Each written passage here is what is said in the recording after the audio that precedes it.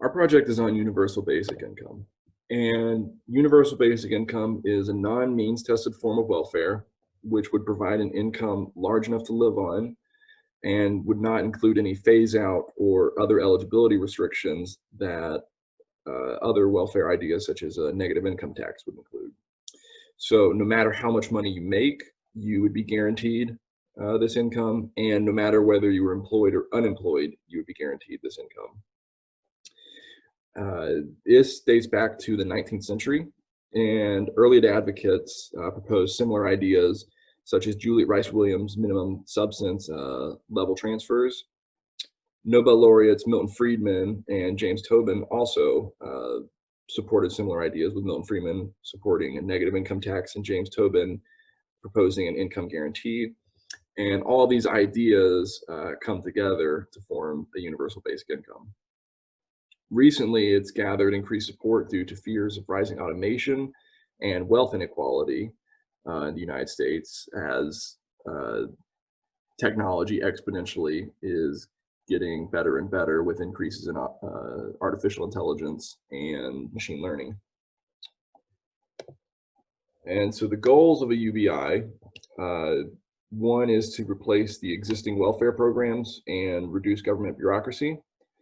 This draws support from the right-wing politicians who are a fan of simple welfare states and reducing bureaucracy to reduce administrative costs.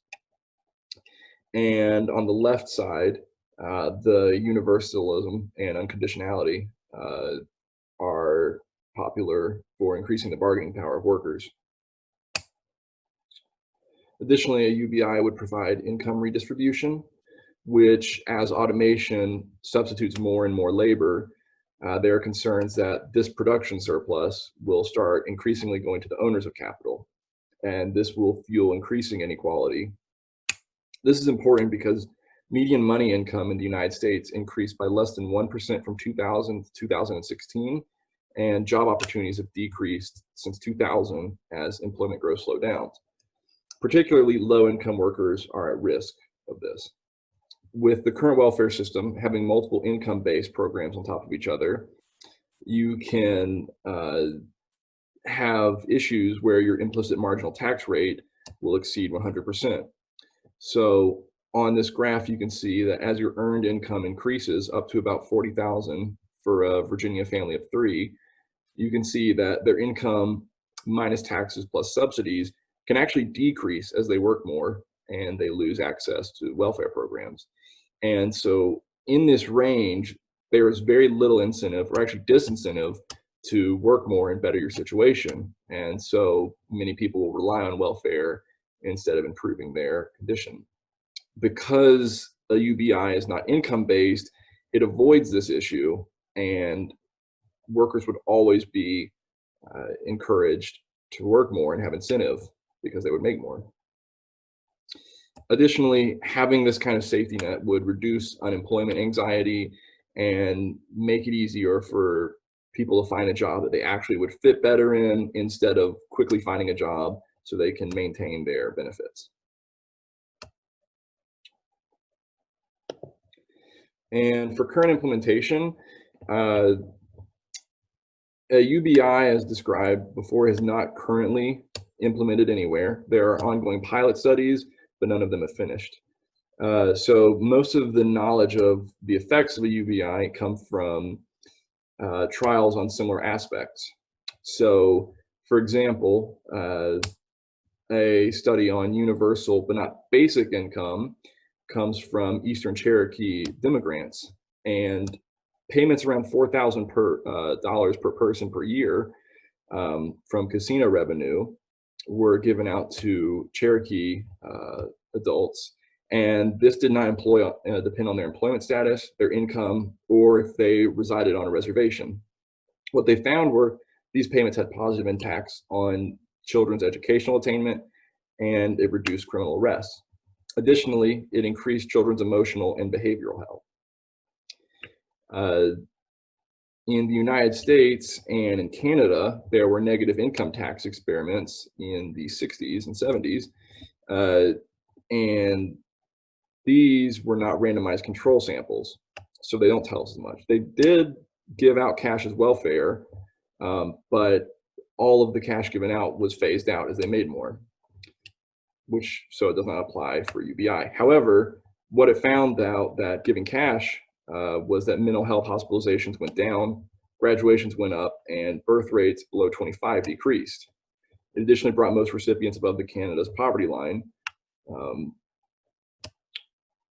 And for ongoing pilot studies that actually incorporate a more traditional UBI, there is the Y Combinator, which is a Silicon Valley funded study, which would give $1,000 per month for 3 to 5 years for individuals. However, to qualify, their income must still be below the median income of the United States, and recipients can still claim welfare. So results from this may not show what a true UBI would do, as likely there wouldn't be as much welfare under such a system, and it could apply to people above and below the median income. In Finland, there was a much larger study that provided universal income. However, it restricted the max income an individual could receive at what their original income was previous. So many recipients still had to go through the welfare system. However, they did report increased health outcomes. And in Ontario, there was a universal study that replaced the welfare, but the cash granted was phased out. So most of the results were viewed as a negative income tax. And these pilot studies will add knowledge on the short-term effects of a UBI, like short-run income equality, elasticity on labor supply.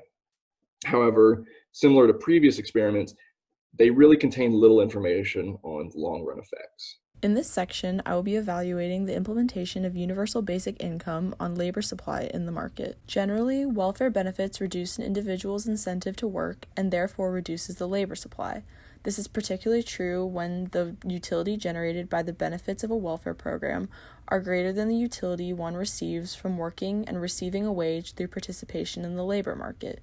Individuals would want to reduce hours worked in order to enjoy their welfare benefits by participating in leisure. We assume that people value leisure as a normal good, meaning that as income increases and one is better off, that they want to consume more and more leisure. Implementing universal basic income when leisure is a normal good results in individuals having higher incomes, which is represented on the graph by a movement from E sub 0 to E sub 1. Therefore, they will also have higher utility curves, which is shown on the graph as a movement from U sub 0 to U sub 1.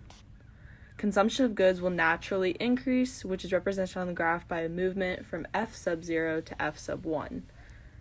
Hours of leisure will increase, and on that graph it's shown from 70 to 80, or from P sub 0 to P sub 1, and inherently hours worked will decrease. Under this model, work is considered as something rather unpleasant but necessary to provide a certain level of consumption, whereas leisure is considered something desirable.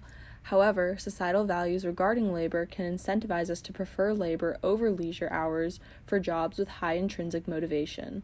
These preferences for labor can cause an individual to stay at the same level of hours worked or even increase labor hours if they have high preferences for labor due to societal factors regardless of the introduction of a universal basic income.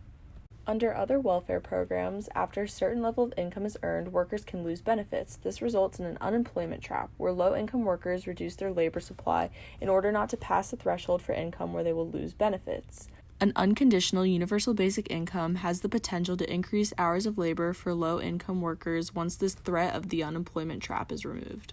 In conclusion, when a country provides a universal basic income, we can assume that there will be an overall reduction in labor supply. However, for low-income workers, there may be a greater incentive to supply labor with universal basic income compared to the current welfare state. Arguments for universal basic income.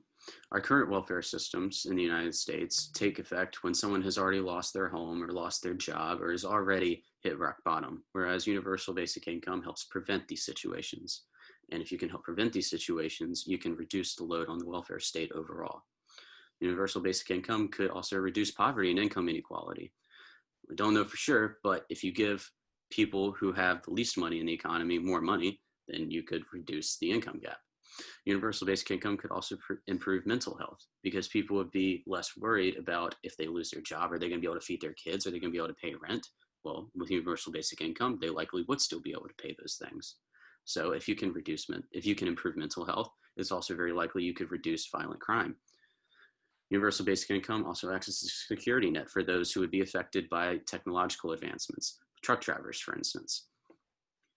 Universal basic income provides income to non-working parents and caregivers. And I think this is a particularly important one because, say, a woman is stuck in an abusive relationship with a man, but she doesn't have a job, so she doesn't have her own income.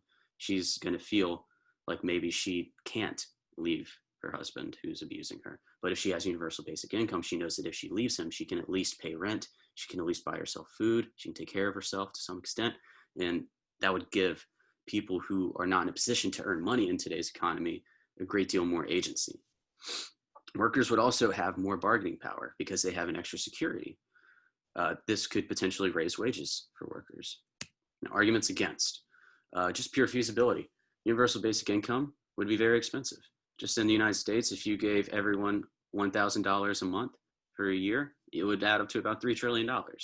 That number varies whether you include children, seniors, and all that, but it would be very expensive. It could potentially disincentivize work. You could see labor supply decrease and output decrease. You kind of saw this during COVID-19 when unemployment benefits were boosted. Several employers were having trouble getting their employees to come back because they make more through unemployment.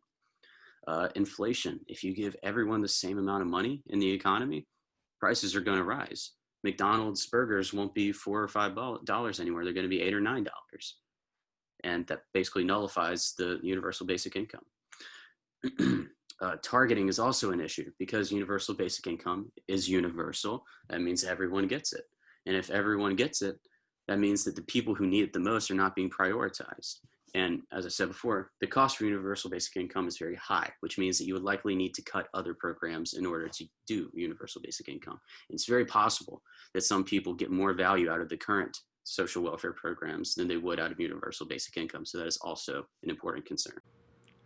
Universal basic income achieves the goal of replacing the current welfare system and reducing bureaucracy due to the fact that universal basic income is a kind of one-stop shop. Every citizen gets the same amount of income every month. There is no need for paperwork verifying income levels, need for, let's say, food stamps or insurance. It also reduces the poverty trap from these welfare systems, as there's no verification of how much money or how many hours you are working to receive such benefits. In the Finnish experiment, it showed that universal basic income actually did not disincentivize work. The amount of average working days was around the same between the experiment group receiving universal basic income and the control group using the current Finnish welfare system. The only thing that really did change between the two groups was that the basic income group reported significantly less stress and better health than the control group.